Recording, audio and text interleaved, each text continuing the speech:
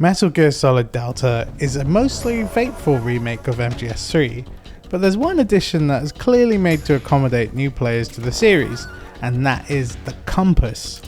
As a spy sent on a mission to infiltrate a foreign land, it's only natural that you're going to get lost from time to time.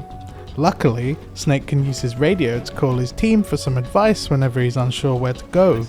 With the compass on your screen, you now have an objective marker to point you in the right direction at all times. When I first played the original over a decade ago now, I remember using the codec all the time. Not only just to know where I was going, but to learn more about all the side characters. Hearing stories from Major Zero, Paramedic and Sigint makes you feel more immersed in the game, and you build a connection with them that lasts throughout MGS3 and the Walkman trilogy. By the time I realised just how powerful the compass was in Delta, it rarely left my equipment slot as I breezed through every section without getting stuck. In fact, the only sections I ended up having difficulty with were the parts of the game where they take the compass away from you. Other than saving the game every so often, I never felt the need to give any of the side characters a call.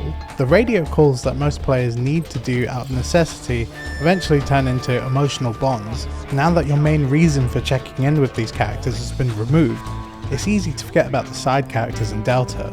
Unless you go out of your way to check in with them, you probably won't think twice about the supporting cast when you finish the game. And with all that said, the compass will make it so that people who would consider dropping the game once they get stuck are now more likely to finish it. In the end, isn't that what every developer truly wants? Even if it means some people will have a worse experience as a result, if it means they're less likely to drop the game, then that must be seen as a net positive result. The compass is very much a modern solution to cater towards the audience of today. I don't think gamers today have the same level of patience as they did back in 2004. And why would they? The answer to any question can be found with a quick search online.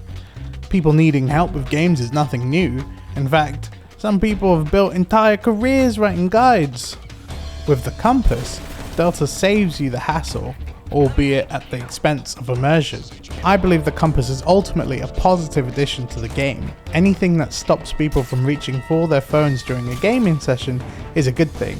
And I say that as someone who gets paid for making those guides that you're probably going to pull up. Now, if you want to read my thoughts on Delta and how Konami handled the remake, you can read my review at that website that I work for, which is linked below.